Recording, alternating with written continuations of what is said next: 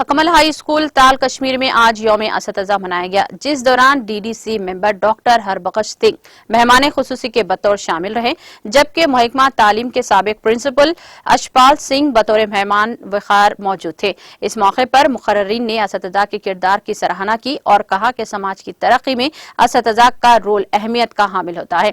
Programme में स्कूली बच्चों ने भी दिन के हवाले से अपने तकर्रुर पेश किए। बाद में मुंतज़मीन और मेहमानों की जानिब से असतज़ा की इज्जत अफजाई भी की गई।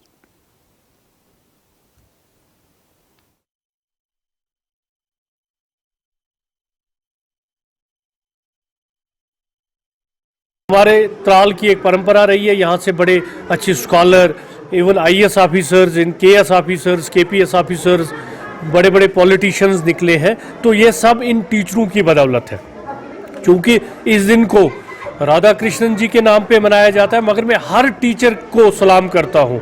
राधा कृष्णन जी का नाम बहुत ज़रूरी है, लेकिन मैं सलाम करता हूँ अपने टीचरों को जिन्होंने पढ़ाया। मैं अपने बाप को सलाम करता हूँ जो एक टीचर है, जो बड़े रेस्पेक्टेबल टीचर त्राल में है।